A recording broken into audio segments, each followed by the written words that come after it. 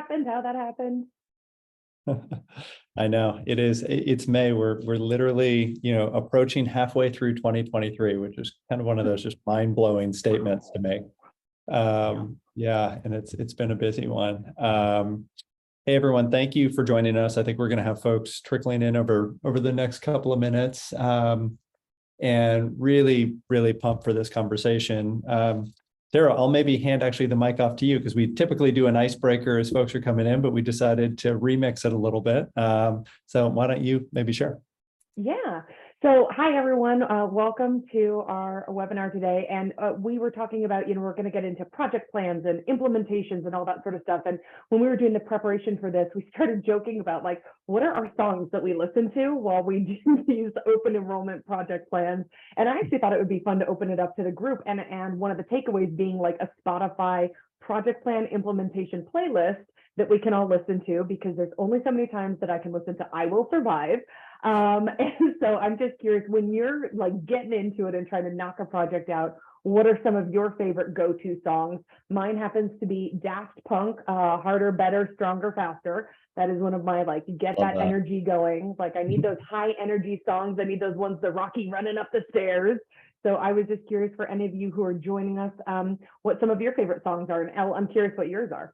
Yeah, I was gonna put it in chat, but like honestly, any Whitney Houston, like good for me. Like honestly, a lot of 80s music, I think, because I remember the words for some reason, because our brains are funny that way. And I want something that I can sing along to, because when I need a mental break, a spreadsheet, I can just get up a mini dance party with myself, sing a little song, and then get back into it. Spreadsheet dance parties. I love those. I have to say, actually, Dolly Parton's 9 to 5 is also on that list for me, because, it just has that little beat that you're like,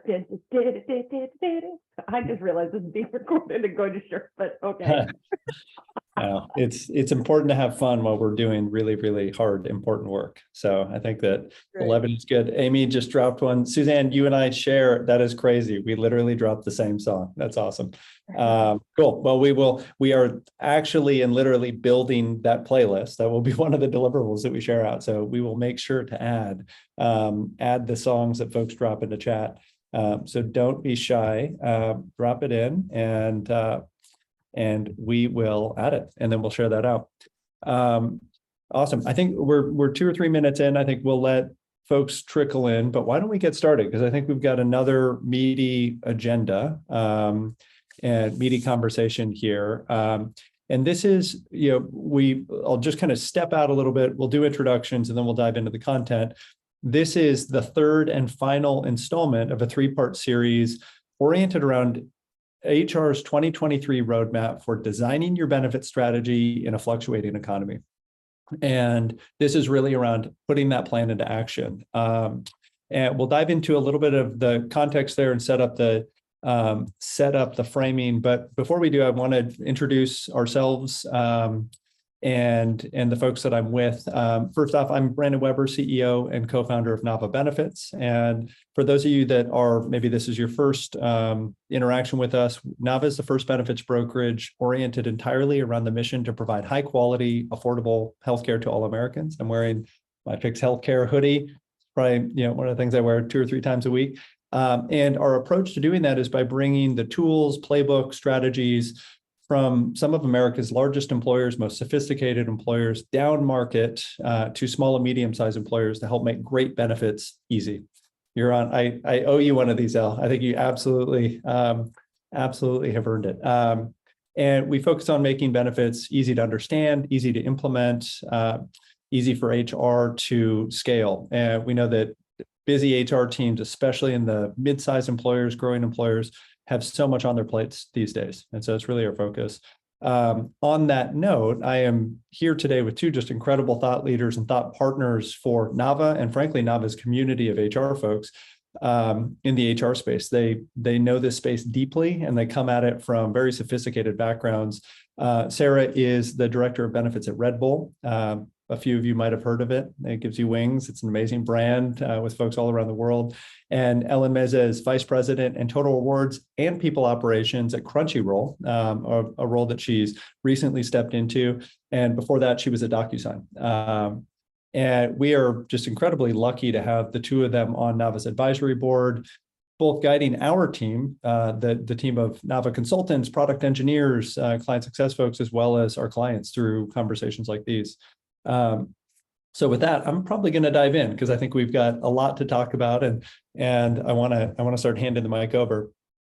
I'll kind of set the context. I think we touched on a little bit, but as I think we all feel in this community, the past few years have been incredibly straining and challenging for HR departments and employers in general. And we're sitting here, and now we're in Q2 2023, almost 5 months into the year, moving into benefits renewal and strategy season as well, in a kind of a backdrop of uncertainty in the broader market.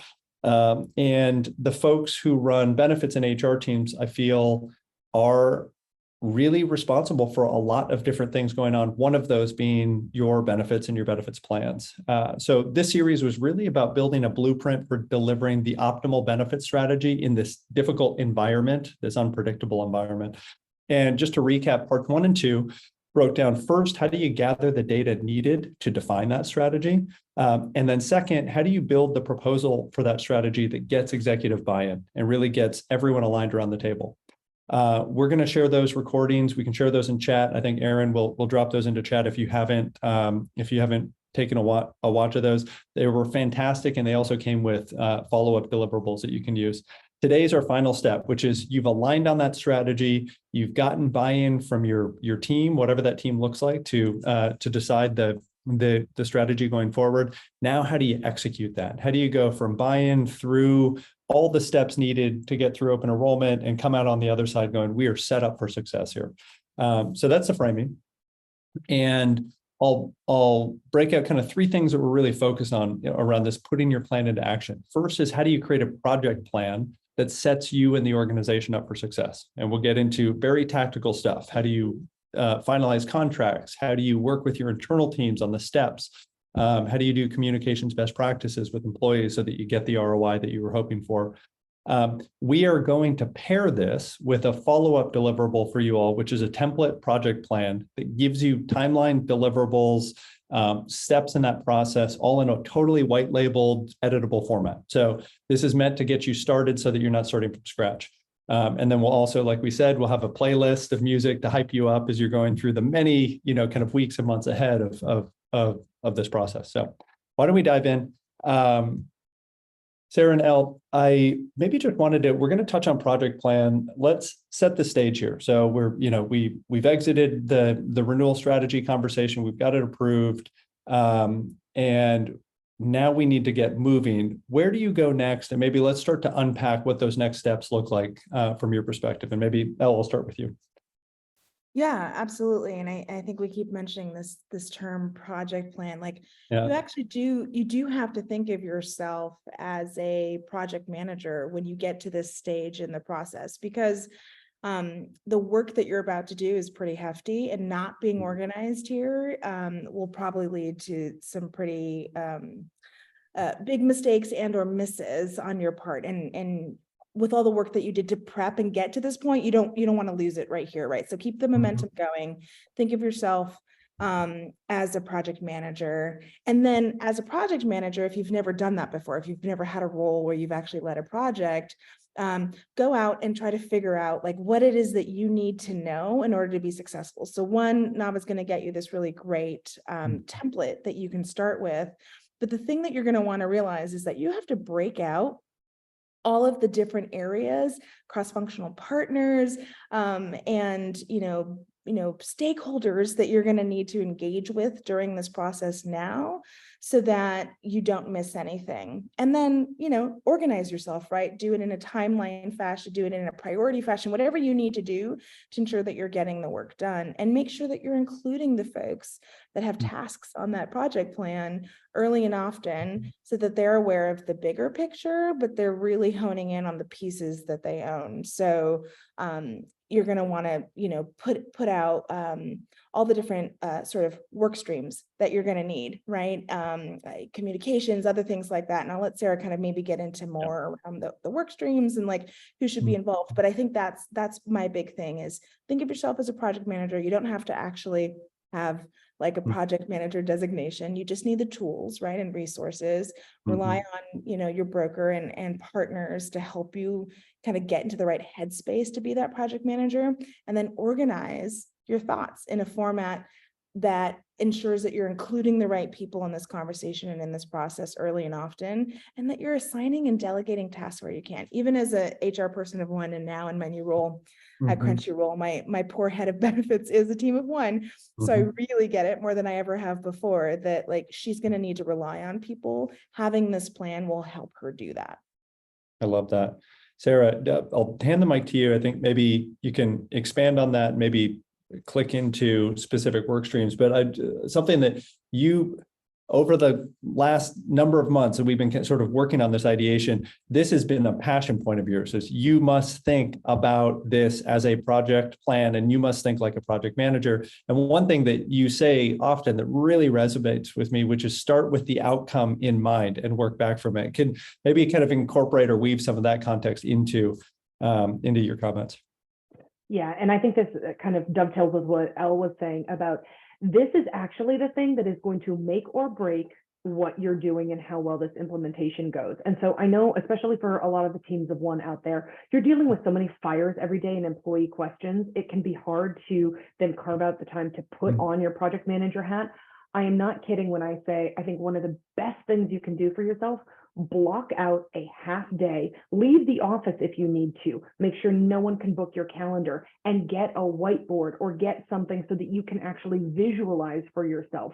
What are these work streams? When does it have to be done by? And understanding those internal deadlines, because if you don't know when the company needs to have things finalized in order for them to be in your portal for open enrollment, or when the file feeds need to be done in order to go live in time for 1/1, this isn't going to go well, which really is going to reflect poorly on you. And so I think Elle and I both have that same approach where it's like, this is such a mission critical moment to pause and think it through, because the other thing is you are one of the only people that maybe knows all of the nuances of your company.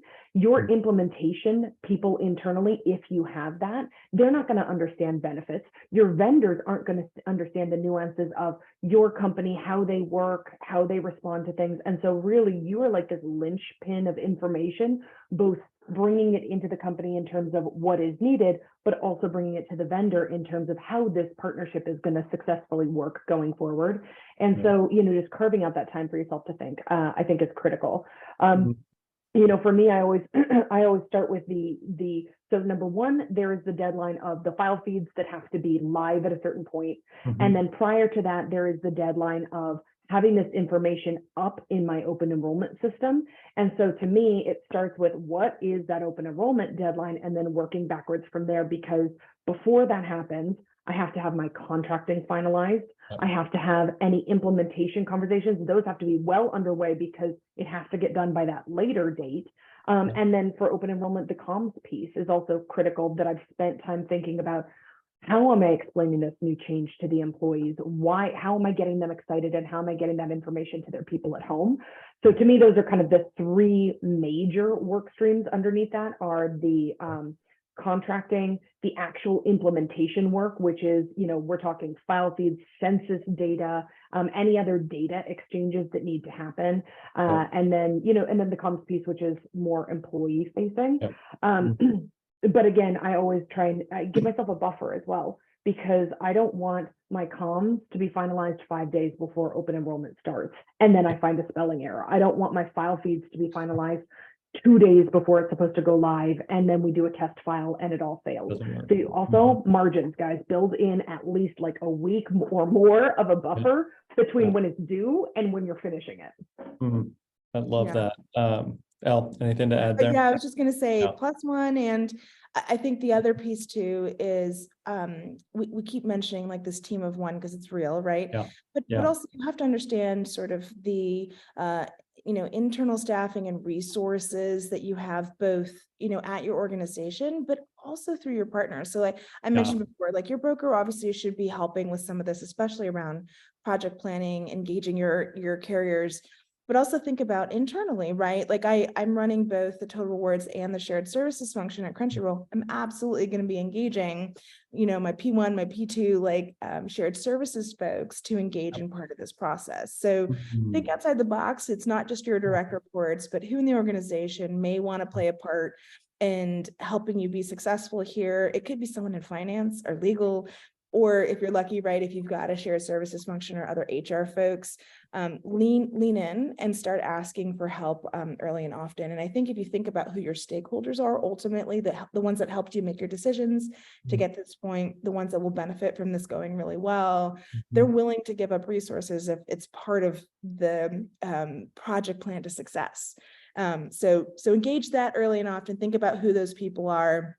I gave some examples, but there's going to be more for you individually at your own organization, and just raise your hand and say, I need help. I know that's, generally from a human behavior perspective, it's hard to say that, especially because you've been given this job and you think, oh, in order for me to be successful, I have to do it. The reality is no one actually expects you to be the only one to do all the work and get it all right. Right. I think that they are waiting for you to ask for the resources. Don't wait till the end, ask early, ask often, and use them. If someone says, sure, I've got 10 minutes, take the 10 minutes. Like there is absolutely something someone can do in 10 minutes that's going to make this a little bit easier for you.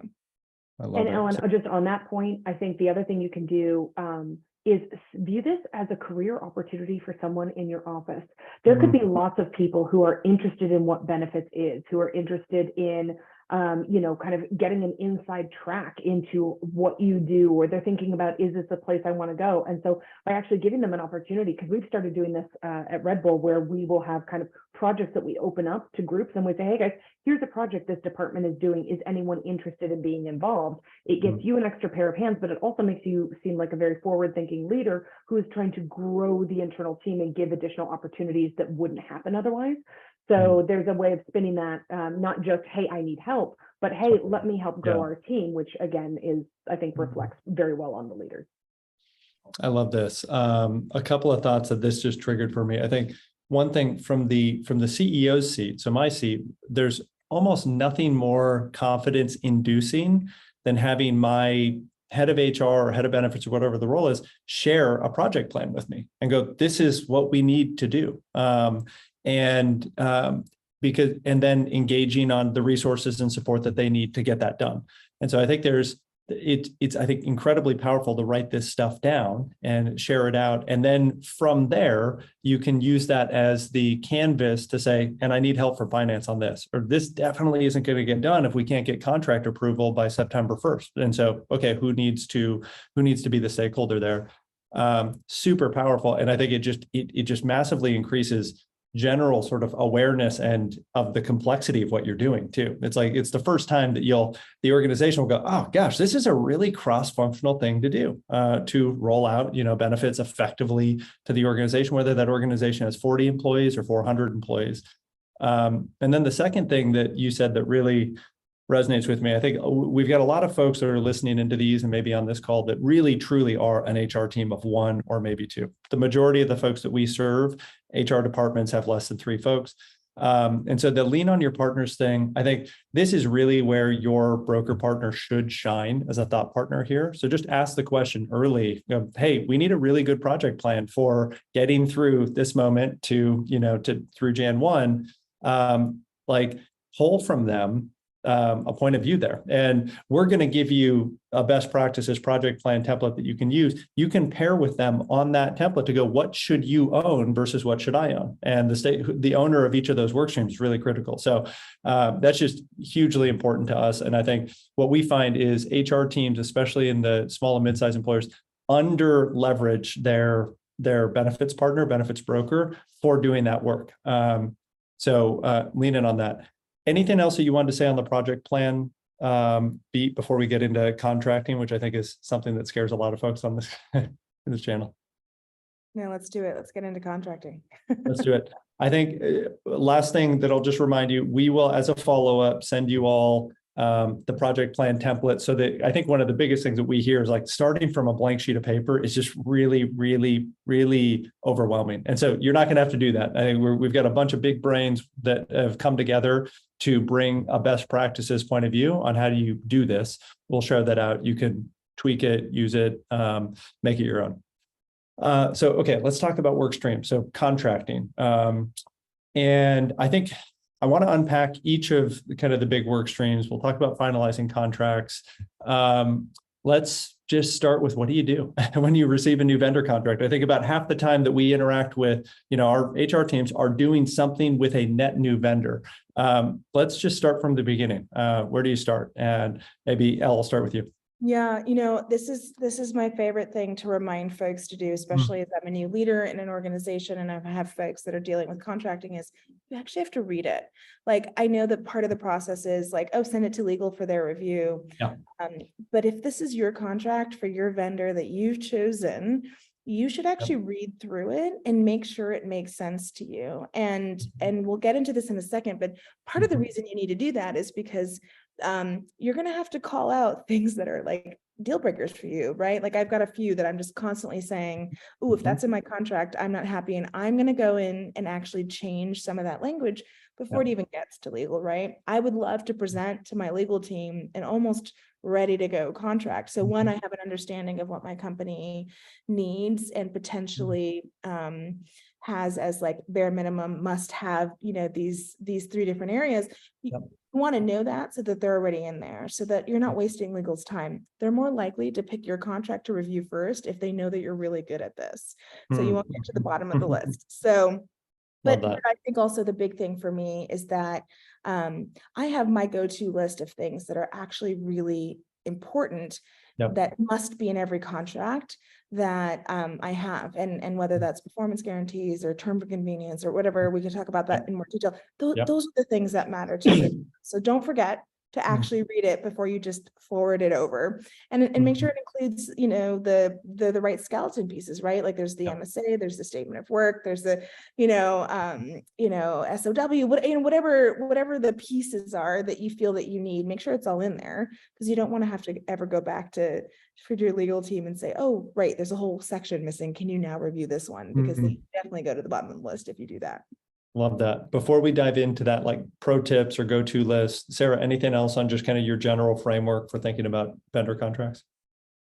So, we think about it a couple of ways. Number one of the things that I actually have started doing is when I go out for RFP, I send our paper. And I say to the vendors, you will use our paper rather than us using yours. And again, that can be vendors, especially depending on your size, depending on your company name. Sometimes they'll push back with that, but I always try for that because it's going to be faster if they do ours, mark up ours, rather than us marking up theirs. And I also tell them, guys, if we have to mark up yours, it is going to take way longer than if you do the work to just mark up ours.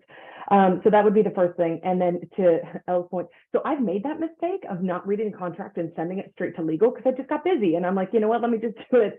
And the amount of back and forths where legal was coming back to me with questions, really, I was like, oh, that guy did not show well, because what I should have done is exactly what I was saying. I'm sending to them going, here are the ones I'm okay with. Here are the ones that I don't know if you have issues with, but here are the changes I want to make. So I do think it's really kind of a professionalism thing if you can read it first. Also, you're going to catch stuff because, again, legal doesn't know benefits. So they don't understand some of the clauses that you might want in there or what's even being agreed to. So also setting up time with your legal team, don't just send them the contract blank, like just in an email. Set up 5 minutes to give them context. Here's what this vendor is. Here's what we want out of this contract, just to give them a framework for what it is that they're reviewing. Because they're reviewing this along with, so many different types of contracts. And so that can be helpful for speeding things up as well. I love that. Yeah. And giving them the time frame, right? Let's say, oh, I'm going to set up 5 minutes. I'm sending it today. I'm going to set up 5 minutes tomorrow to review. Yeah. Yes, our open enrollment is on this day. This contract needs to be signed by this day so that IT can start their work. Like, because everything is P1, P0, right? For them, Yeah. like everyone comes in with like, and generally they're getting stuff with like a week or 2 weeks notice. If you can be the hero and send it to them with more notice than that, but also give them an honest timeline of like when this actually needs to get done for us to be able to accomplish what we're trying to accomplish, Yeah. they'll do it. They'll sit on their calendar. They'll, organize when they're going to work on it. And I really appreciate when I've been thoughtful and can do that Yep. for legal, because they tend to respect me more and then do the work that I need them to do in the timeline I need them to do it in. Yep. I love it. And one Sarah? of the questions in the chat Yeah. was just, should we have our own legal consultant or should we use our broker? And I like, my answer is this depends on your company, but I think if you have a legal team, it is your company's legal team that should review this, because brokers are not, A, they're not lawyers, B, they don't know necessarily what, like, sometimes you can do a double barrel review of have the broker call out if there's anything they think is wonky, just to guide your legal team. But I generally would not want to put a contract in unless my legal team has looked it over. I don't think I could ever sign something, but again, it just depends on what your company structure is. Yeah, it's a great question from Jeremy, because I'll tell you, a lot of our clients don't have in-house legal. They just straight up do not have a GC. They don't have, so it's sort of, this actually really, I think this also emphasizes the importance of the HR team actually reading the contract, because a lot of folks actually do not have the legal backdrop or the legal kind of team internally. I think, Jeremy, to your point, we do at Nava, we do vendor contract reviews as well. Again, we're focused more on the business points or the benefits points than the legal points. Because like I said, our producers, consultants are not lawyers, but they are another set of eyes for going, are we getting the right business outcomes from this client? And yeah.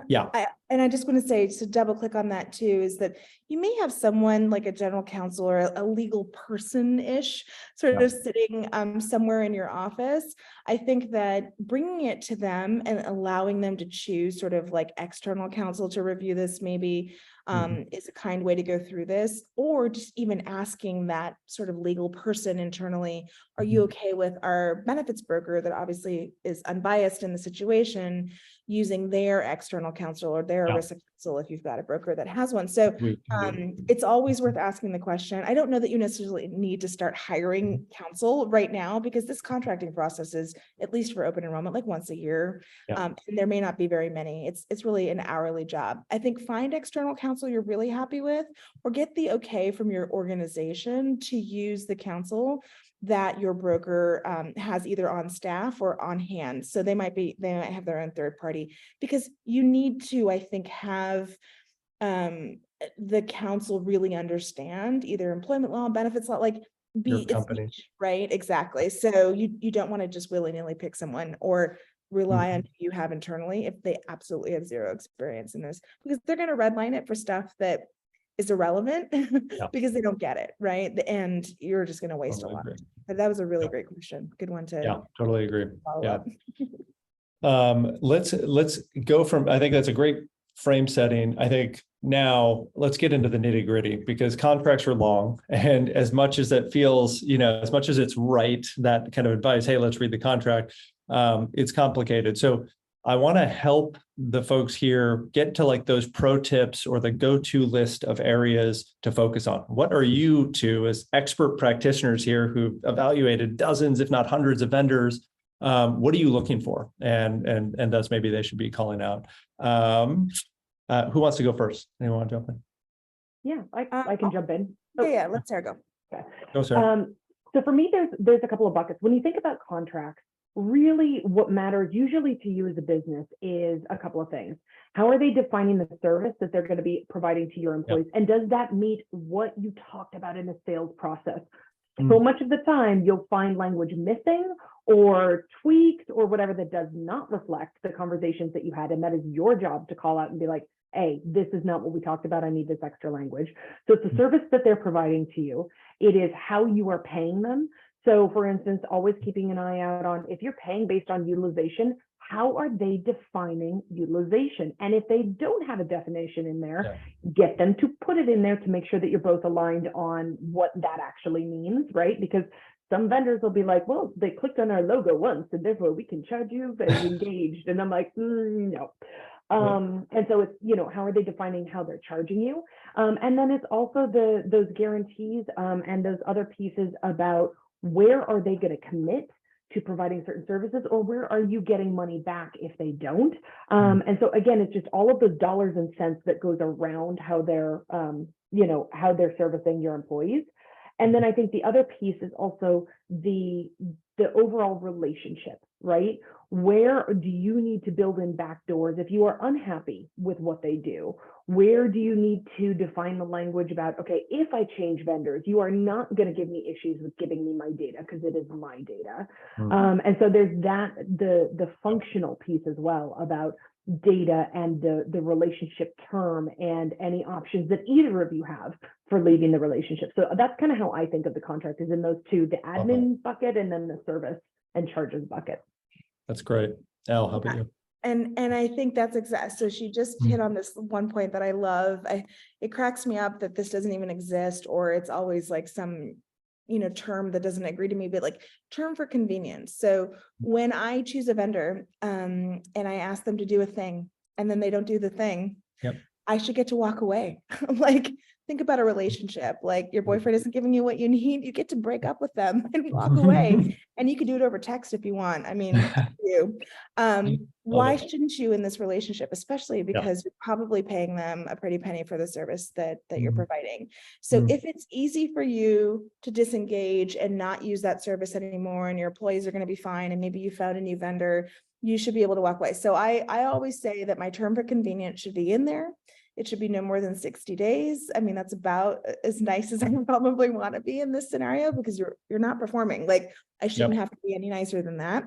And like Sarah said, you just ensure that you still have access to your data. So if you want a period of time beyond the 60 days or whatever it is that allows you to access the data, or they're allowed to give you a dump of that you can store in a safe place, great. I think that's super important. So I've seen a contract where it sneakily said it's, the term of convenience exists, but it's like the entire duration of the contract. So what was the point? That just means that I'm not renewing with you. So, and the notice for term, right? So they might say, you can term in 60 days, but you have to give us 100 days notice. I'm like, well, no, because now it's 160 days, right? From when I'm telling you to actually when it's happening. So just be thoughtful about that language in there. If it doesn't exist, or if it's not really clear, go ahead and just ask for them to amend that.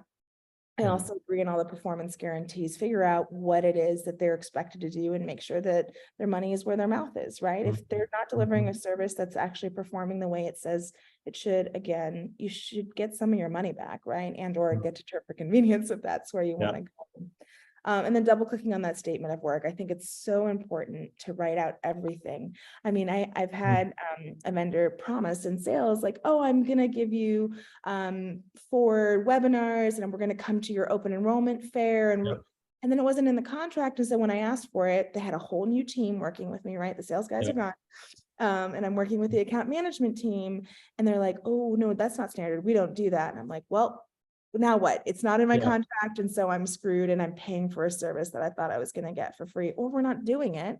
And now we're not getting the engagement we want. So if, again, something's promised in sales, make sure it's in that statement of work, and be clear about what you want, right? And think about, actually, with every vendor that you're working, if they didn't promise some type of training, onboarding, stewardship meetings, ongoing webinars and education for employees, marketing materials, open enrollment, like, just ask for it. Now is the time, when they really want your business, to ask for all the things. So even if you didn't bring it up in sales and you're past the point of already making the decision, you can still ask. The worst they're going to say is no, and then you at least know what you're getting into, and it's documented in writing. And then also, your payment terms, because yes, you all agreed that it's, let's say, a PEPM, or it's a flat dollar amount. From a budgeting perspective, and talk to your finance team about this, like, are you good to pay up front for the whole year? Like, do you want to pay monthly, quarterly? How complicated would it be to pay monthly? Because honestly, as much as I don't want to see that money out the door at the beginning of the year, if trying to get an invoice through your, PO system and AP is complicated, don't do that, right? So be thoughtful about that, and also figure out, is the money coming directly from your organization, or is it a pass through? Is it going to run through claims? Just make sure all of that is very clearly written out so that you understand that and be the hero here again by telling finance this is what you've agreed to. And if it's really favorable in terms of the setup, like, ooh, we're only paying once a quarter and like we're able to, parse this out over time, finance might go, oh, that's amazing. Like, thank you for doing that. So that we're not basically in the black, right? Or in the red, I guess, what are the colors for accounting? In the red at the beginning of the year. I'm not an accountant, obviously. You can tell I don't know the colors. But that might be really important for your organization. So throw that in there early. And then lastly, maybe I just throw out, Sarah and I work for companies like, Crunchyroll, DocuSign, Red Bull that have logos that people love using, right? And so I always find somewhere in a beautiful little fine print there that they're allowed to use our logo any way that they want. And I work for companies where I know legal is going to find that and they're going to call it out. So I preemptively make sure that if they'd like to use our logo, that they always do so with permission first. So they have to tell me what they're going to use it on, especially if it's going to be on like an external social media site and or an event that they're going to, even honestly in sales. Like I want them to ask for permission individually for each use. Or maybe when it's in a private setting, like a sales, I don't care as much, but whatever your company is able to tolerate, make sure that that's very clear.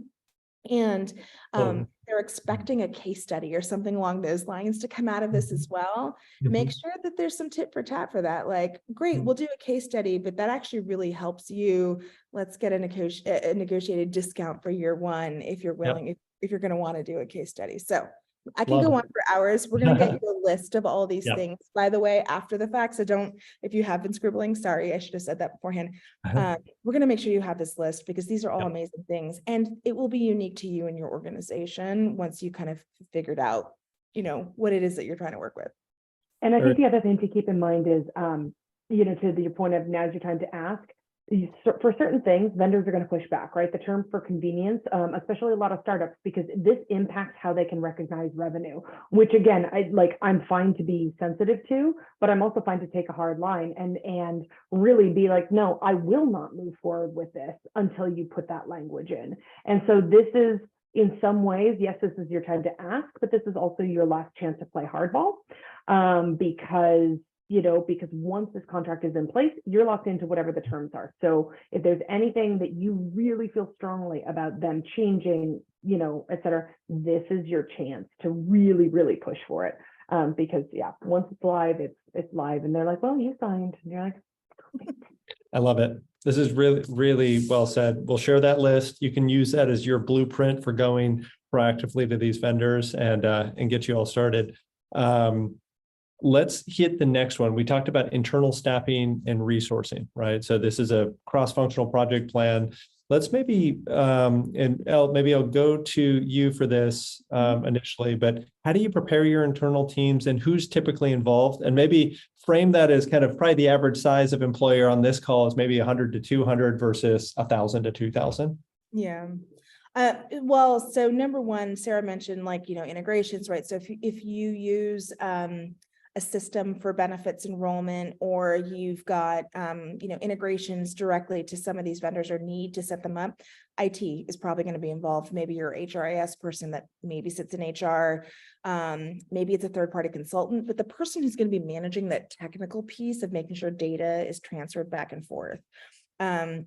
We talked about legal, obviously, from a negotiation standpoint, but also from data privacy, right? Sometimes you have a person that sort of sits either in finance or legal that, or compliance, that works around data privacy, making sure they're involved and getting them early and often, because they're going to want to know what data is being passed and how long it's going to get stored, et cetera, et cetera. You may not be sophisticated enough to have like a third-party questionnaire system to, ask all these questions, but there's probably a Google Doc somewhere or some form that they're going to need to fill out so they know what kind of data is being transferred and all of that and get sign off. obviously, finance, right? Like on top of just paying this bill, we're going to have to think about, is this a self-funded arrangement? Is this an arrangement that requires a bank account to be opened or money to be set aside? Like you want to get finance involved early and often, because they're probably going to play some part, if not just AP, paying a bill, it could be something else regarding like, an arrangement that needs to be made for bank accounts, et cetera. Your leadership team, right? The folks that ultimately are going to hopefully push forward the message about this new benefit that you're getting in, right? So they've agreed to have this benefit be included in the renewal process, right? But you also want to make sure that they're aware of what's happening to get it loaded, when it's coming, what the comms are going to look like, right? So all of that's going to be real important. So keep your leadership team involved. And then HR. So beyond just you and your team or yourself as the benefits leader, and this includes internal comms, if you have someone that sits in that role, or maybe that's part of their role, right? If you have someone internally that's helping you with messaging, or you have someone in your organization that helps with general messaging who maybe doesn't normally do HR stuff, this might be worth bringing to them, because this is big. It's going to go to everyone in the United States. We're talking about US benefits open enrollment. Engage them early so that if they've got, whether it's, branding and design of sort of the message, or actual content review that they want to do, or maybe they want to help you with where to put this message, right? Is it newsletter, Slack, email? Are we sending home mailers? They may want to be involved. So get them involved. And then just in HR in general, like your cross-functional partners within your own team should be involved, because they may either raise their hand for helping you, but also they may be a part of the process around, the integration, the system, maybe they're the tier 1 ticketing folks, right? They're answering the questions for open enrollment. Get them involved so that you're not trying to train them last minute.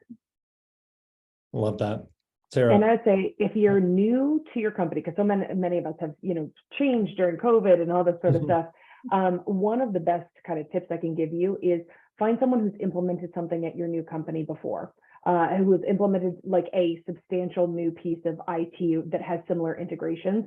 Check with them who they worked with, because that'll at least give you the short list of who are the right people to pull in. Because a lot of times you don't have that information yet. You haven't built all of that. And so by talking to someone who did this in the last 1 to 2 years, that'll really kind of fast track your ability to create your own list of which departments do we have, who wants to be involved. Because I know for me, the other thing that I learned at Red Bull is our cascade system for informing people of new offerings, very different than other companies that I've been to. Like there are layers, and if you don't hit the layers, you get in trouble because you should have told so-and-so before so-so. So getting the company kind of information about how your new company works, super critical. And just makes you look like a rock star when you pull it off, seeming like you're an OG there when you've just been there for, a couple of months. I love that tip. No, it's great. So we talked about the stakeholders. I definitely add your broker partners, usually critical in this process. And I think we think about that as a given, but I'm constantly surprised at how little HR teams have expected. And we come in and we're like, hey, here's our project plan. Let's review it together and whatnot. And so I think really pull them in and make them do work. They owe you a lot of support going through this process. And oftentimes they are the name on the work stream item. That is, whether it's develop the enrollment materials, whether it's, run so-and-so conversation, et cetera. We're doing a lot of that blocking and tackling. So lean in on that, pull them in, make them accountable. Let's get into, maybe before we dive into communications, let's get into tactics. And maybe Sarah, I'll start with you. What are your kind of top tips for setting teams up for success in this process, so that we all come out big winners at the, Jan 2? Well, as I'm sure will shock everybody with my focus on start your project plan early, it's getting ahead. Guys, the more time you can give yourself to do this stuff, the better off you are, because then the more time that you have to catch, any things that were missed. Because here's the thing, there's always going to be something that gets missed during implementation. That is not the end of the world. However, what gets missed during implementation can be. And so, I am someone who I never like doing less than a 90-day implementation. And if I can stretch it out further, I want to stretch it out further, because not only am I having to fit this implementation in with all of the other things I'm doing, so do my other teams that are doing this as well. And the reality is, in our industry, everyone is implementing around open enrollment. So everybody is implementing in September and October. So you can actually do yourself a huge favor if you can do the implementation and get everything ready to go in June and July, and then you just focus on comms and stuff in September and October, because your work streams are already done. And that means your vendor will have more time to give you, because they're not doing this along with the other batches of people that they're doing. And so anything that you can do to have these conversations earlier, to get your team set up, giving them the heads up. And it was funny, Ellen and I were talking, we have very different, like my team, I need to give them probably about 90 days notice of like, hey, I have this project coming down the line. And I think, Ellen, you were saying at one of your roles, you had to give them like a year. And I was like, how do you do that? But knowing that they already have their work stream set for the year a lot of times. And so you need to be able to let them know, hey, by the way, we have some significant work coming. So let's start the conversations early about how we get this on your project plan that you have for yourselves and your department. It's funny. I mean, the year thing, it cracks me up, but the reality is that the larger the company is, the more likely your IT teams have sort of created their plan for the year on where they're putting their resources, what projects they're working on.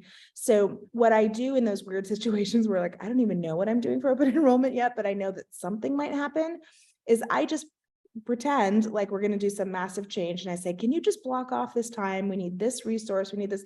And so though I don't know which vendors we're going to be using or kind of like what level of change we'll be making, I know something needs to happen. And at the very least, my enrollment system needs to be updated with new rates probably, and potentially some updates to integrations or other little things like that. So I'm going to be using some of that time at the very least. So I try to block off any kind of work that needs to happen on the right people's calendars. So IT, number one, just because they're generally the ones that need the longest leeway. And mostly it's not because the work is going to take them a long time, but because their calendars are set pretty early in your fiscal year, your organization. But the same thing for payroll, right? Like I'm happy that I own payroll now in this new role, because I get to see sort of the whole line of like everyone that needs to be able, I own our HR systems and our benefits enrollment, and I own payroll and I own benefits decisions. It's never really like this in most cases. But my payroll team, depending on which system you're using, if it's an ADP or if you're in Workday, whatever it is, a pay code, right? A simple pay code, right? You're like, oh, just create a new code for this thing or update the rate on this. Like, it's not that easy, especially if you're working with ADP. So you need to like give them advance notice, right? And you need to be able to test it. And there's so much work that goes into that. And asking anyone internally to drop on a dime for you is not a situation you want to be in, right? So again, if you don't know what's changing, but you can say, hey, we think something's changing here. We're starting strategy conversations with the executive teams and our broker, and it looks like we might make a change. Give them the heads up, right? And then like IT, like they're going to put something on their calendar to make sure to reach back out. And of course, you're going to have your beautiful project plan that maybe you give them view only access to. They can see the line item that maybe is called out for them. Everyone's going to love you and be so much happier to be working with you if you're thinking about these things.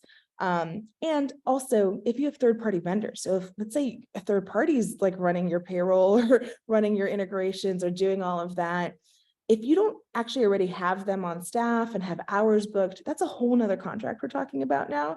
So you got to go pick the third-party vendor that's creating your Workday integration or whatever it is. You have to then make sure you have enough hours there. That's one, it's a whole budget item. It's a new contract, but also you want to get to choose the people you're going to work with, right? So you might want to interview the 3 or 4 people that are really good at that thing at that organization and pick that person and make sure that their calendar is open during the time that you're actually going to be doing the work. So I feel like I'm like, we're talking and like, ooh, this is getting more complicated as we keep discussing all the things you should be thinking about. But this is why we're having the conversation, because it is complicated. And I keep saying you have opportunities to look like a hero, because if you don't do these things, if you don't plan ahead and think like a project manager and put all of this on paper or in a Google Doc of some sort, it could go awry and you could not be able to do something. And wouldn't it suck if you were in a situation where you got the executive team to give you the budget you needed to add a family forming benefit and you've picked a vendor and you can't go live because you weren't prepared, you couldn't get the integration going, you couldn't get the data stream, or you're stuck doing something super manual because it'll be another year before IT has time to build an automated integration.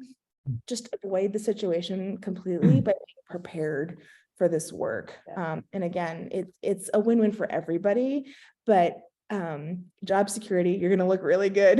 People are going to be happy to work with you. And then when you do ask for the favors, because you are going to end up in a situation where you're like, oh shoot, 2 weeks notice, I forgot to do something. They're more likely to be okay with the once in a blue moon type of fire drill when for the most part, you've been really, really prepared.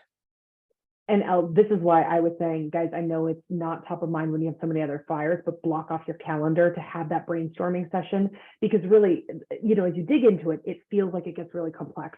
But if you can take that step back and go, okay, what are my modules? All right, I have a data component. Is that data just census? Is it claims? Is it a payment feed going out? Is an election feed coming in? And so you think about what are all the data pieces that need to move? And then you look at, okay, so then what are the other service pieces? Is there an external website? Is there something that I need to do SSO to? Like, how are my employees getting to these sites and getting that set up? And then you talk about the contracting section. Like, when you start bucketing it out and just spending time to think through everything in that section, to Ellen's point, you will be much more likely to not miss the big things.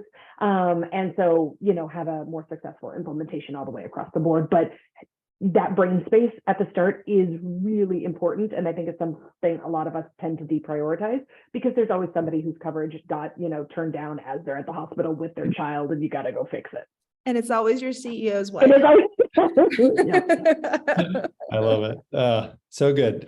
Really good tactical stuff. And I think I'll just also reiterate that whole set of steps becomes much more tractable and easy when you start with the first step, which is, and we're going to give you the template for that, which is just build and fill out, to Sarah's point, kind of a first pass on the project plan. We've only got 9 minutes. I really want to hit comms too, because comms is so important, because I think one thing that we observe is that teams are so exhausted by the first two things because they didn't plan ahead, they didn't create time, they didn't do the things that we're talking about, that employee communications just sort of become an afterthought and just really miss an opportunity to deliver the why, deliver these amazing things that you've worked so hard on in a way that employees really embrace and understand. And so let's start there. And how do you begin to approach communicating changes to your employees? And Elle, maybe I'll start with you here. Yeah, well, first of all, who's in charge of that, right? Like, are you in charge of writing all of the drafts? Who's in charge of approving those drafts before they go out? Does your organization have like templates or guidelines around that? Like, Slack messages can't be more than 3 sentences long. Like, depending on how sophisticated your organization is, there might be some guidelines you have to be aware of. And there may or may not be someone that can help you. If you don't have an internal comms team or someone who's just really good at that, that's willing to raise their hand and help you, and you're going to take on this task yourself, think about your external resources that can help you, right? Like your broker, for instance. They've probably written a few of these. They probably have a template. We are the benefits comms team for most of our. That's exactly right. Right. So, Yeah. so take their drafts, and actually, if your broker is amazing, they might even take their template, put in all the data that's really relevant to your open enrollment, and give you like a 90% done document. And then you just put it maybe in your own words, language, you know, add the flair that you feel is necessary for your organization. So I would love to say, like, figure out who's in charge, make sure that you have players around that can help you if you don't have someone like that's in internal comms. And actually, again, be the hero. This is going to be my favorite thing to say today. Be the hero, even if you have internal comms. Get the 90% done document, you know, work with someone like Nava who's going to do this for you, so that internal comms is like bang, bang, bang, done. Like, again, I love working with you because you give me stuff that is meaty and basically halfway through. And they're just doing the branding and sort of like the zhuzh that is specific to your culture and your organization.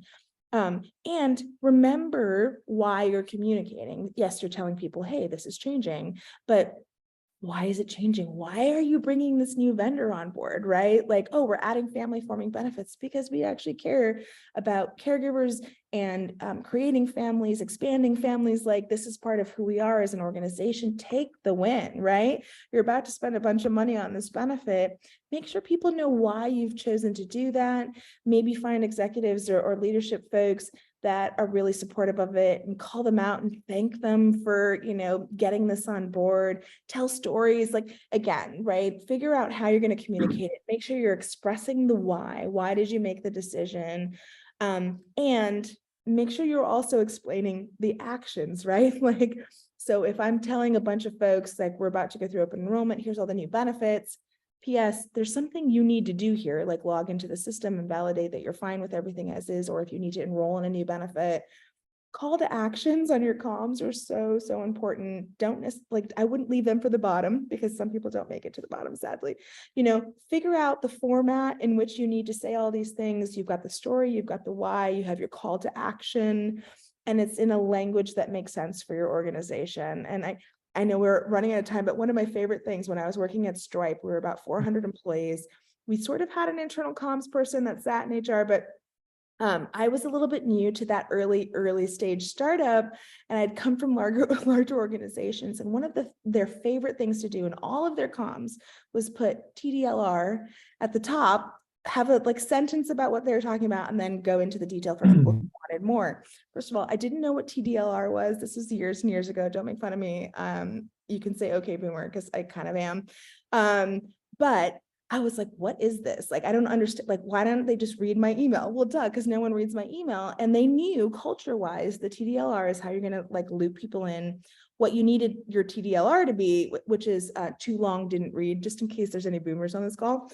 So if they're not going to read it, what's the one thing they need to walk away from? We're doing a great thing. And if you're starting a family in the next year, you're going to want to read this. Great. People now that are in that mode in their life will go down and sort of read the rest of the email, and maybe people that aren't won't.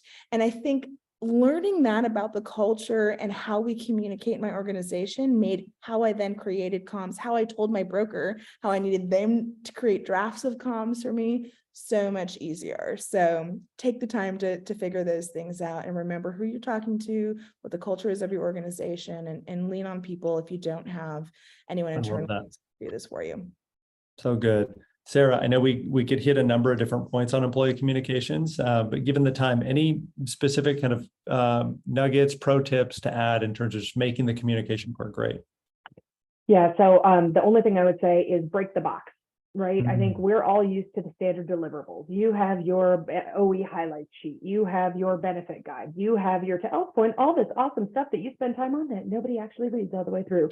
So one of the things that I always encourage our team to do is go, where do we have an opportunity to do something and use a totally different channel to get this messaging out there that is going to capture more attention? And especially when you're doing something, and this isn't always the case, right? Sometimes if you're making a not great change, then you kind of want to leave that in, get not more quiet and not announce it from the rooftops. But if you're doing something that is truly building and supporting the culture of your company, then dude, you should be socializing that with the managers. You should be socializing with the leadership team, and then letting them bring it to their employees. Because do you know who the employees listen to more than your benefit highlight sheet?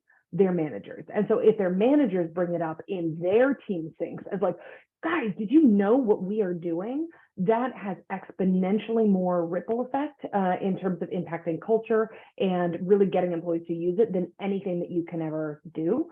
So I would say just don't limit yourself to the standard deliverables, and really challenge yourself to think about, are there other avenues that I haven't thought about before? I love that. So good. I think we got 3 minutes. We actually got a question in through Q&A from Ashley that I'll take a quick stab at addressing. She says, I feel like being creative or branding things is not my forte. I love that. Who can I leverage to help me package communications in a better way? This might be a little self-serving or just close to my world. Our belief is that if your benefits partner, your broker, is not capable of really supporting you in delivering super high quality and also really kind of culture aligned materials, you need to find a better partner. So what I would say is like, absolutely start with your benefits partner, your broker. I mean, we have an in-house marketing team that is like, they work on that and they deliver beautiful stuff. And that just feels like something we're really take ownership of. So that's where I'd start. And especially if you're a small team. Yeah, like +1 to that. That is absolutely one of the core things that your broker should be doing for you.